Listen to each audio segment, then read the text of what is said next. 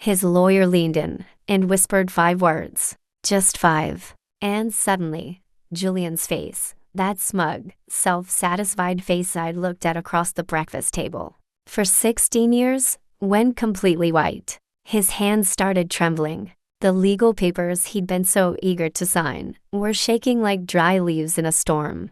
And me, for the first time in 3 long years, I smiled. But I'm getting ahead of myself. You need to understand how we got to this courtroom. You need to understand how a woman everyone thought had lost her mind was actually playing the longest, most patient game of her life. My name is Elena Vance. I'm 35 years old, and until recently, I was married to Julian Thorne. 16 years of marriage. That is a long time to build a life, and an even longer time to watch someone try to tear it down. But I'm a stubborn woman. I get that from my grandmother. I met Julian when I was only 17. I'd finished school early, not because I was a genius, but because I was practical. I wanted to build something of my own. I started as a file clerk at a law firm. Minimum wage, but it was mine. By 18, I was a legal assistant. I was good with details, good with numbers, and even better at keeping my mouth shut while keeping my eyes wide open. Julian was 24 then, charming, ambitious, and obsessed with building a real estate empire. He talked about the future like it already belonged to him. He said he was going to build something incredible. I told him I'd help him file the paperwork. That was our version of romance. We got married when I was 19. Leo came along a year later, when I was 20. I kept working at the firm part-time while raising our son, building up my savings, and tucking away every spare dollar. My grandmother always told me that a woman should always have her own resources. Not secret resources, just her own.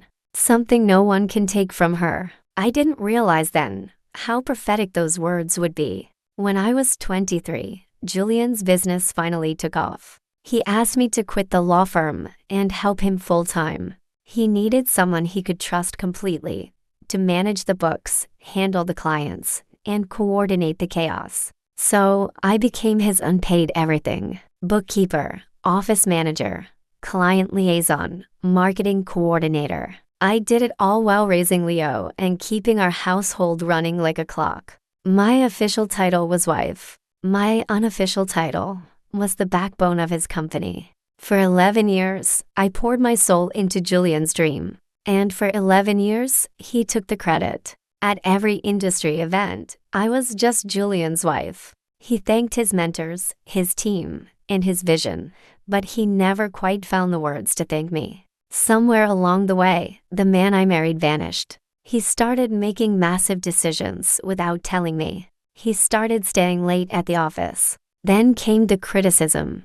He'd look at me and critique the way I dressed, or the meals I spent hours preparing. He even had the nerve to tell me I lacked ambition. I was running his entire back office for free while raising his child. But according to him, I wasn't doing enough.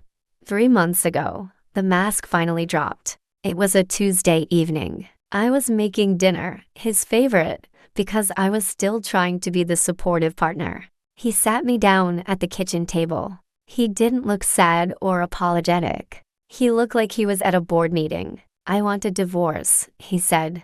And then, he laid out his terms. I want the house. I want the cars. I want the business. I want everything. You can keep Leo. He said it like he was ordering from a menu. I'll take the assets, hold the child. He talked about our 15-year-old son, like he was an inconvenience he was graciously allowing me to take. I just sat there, staring at the space between the salt shaker and the butter dish. 16 years of my life, and this was the end. What I didn't know then was that Julian had been planning this for months. He already had a high-priced lawyer, Arthur Sterling.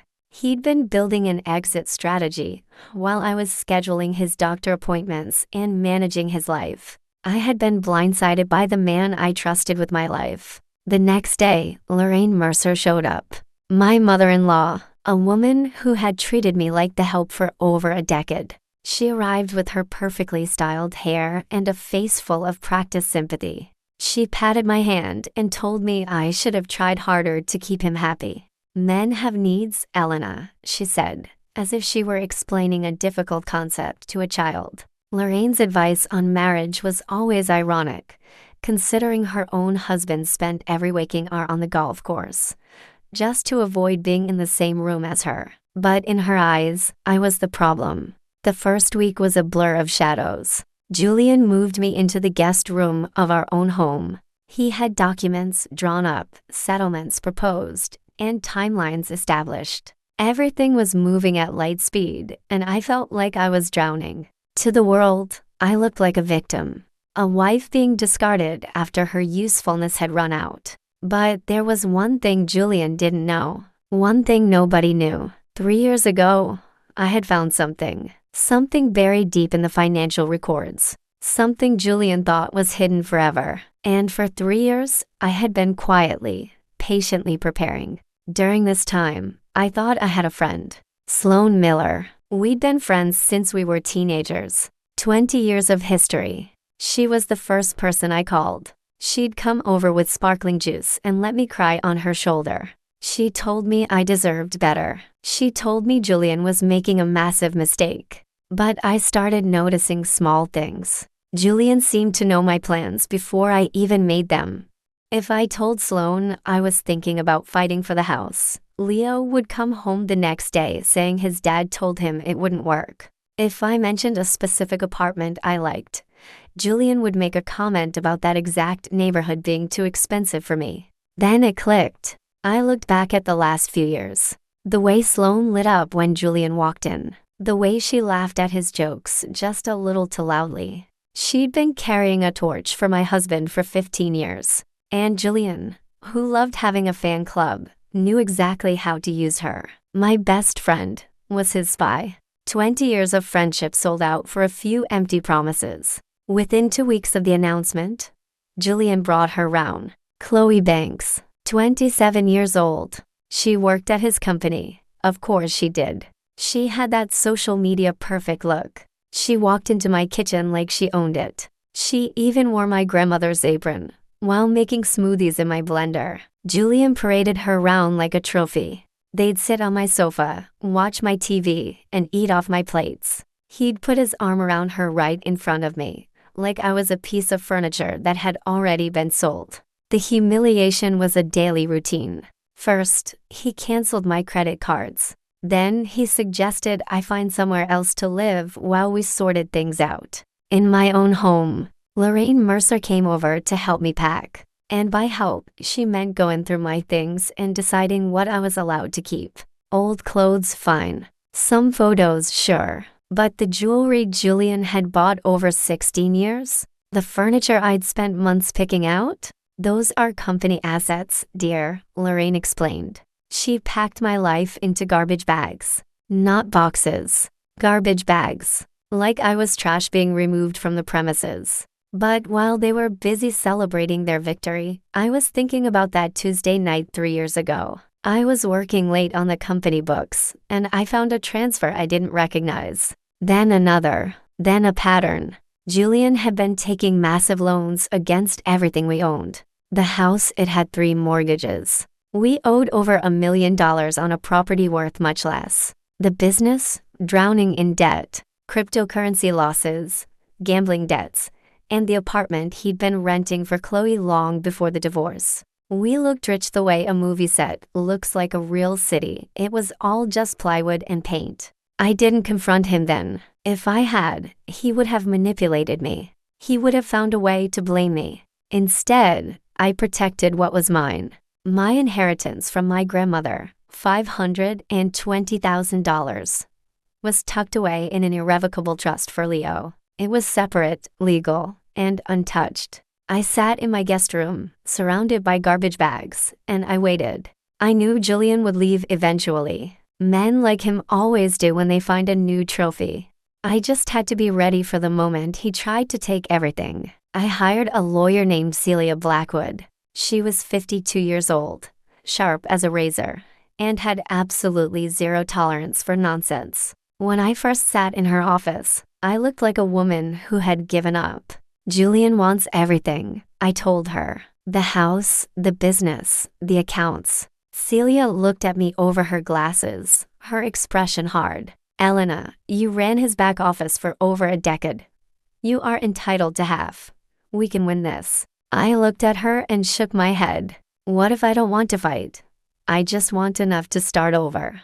I want peace for Leo. Celia thought I was broken, too beaten down to stand up for myself. She had no idea that beneath my tired exterior, I was a chess grandmaster waiting for the perfect move. I wasn't giving up, I was baiting the trap.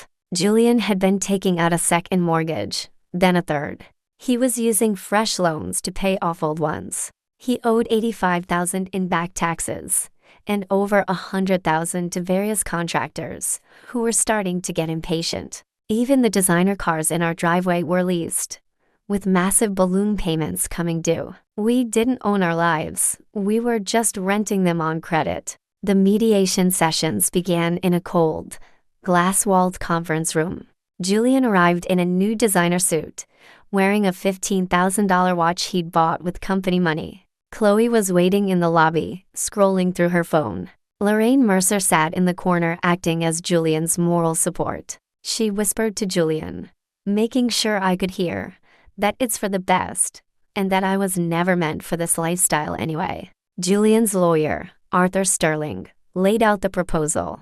Julian would keep the house, the business, and all investment accounts. In exchange, I would get a one-time cash settlement of $50,000 and my personal belongings. My lawyer turned to me and said this was an insult. I looked across the table at Julian. He was leaning back, smug and confident. I'll accept it, I said softly. On one condition. Julian narrowed his eyes. I want it in writing that you are assuming all assets and all liabilities associated with those assets. Julian laughed. He thought I was stupid. I take it all, he said.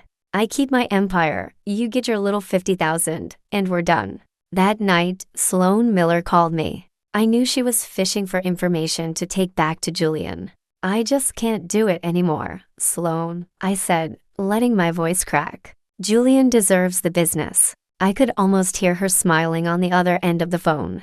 Within an hour, I knew Julian would have that information. He would feel even more secure. What Sloane didn't know was that I'd seen her messages on Julian's old tablet. I saw the way she'd been feeding him my secrets for years.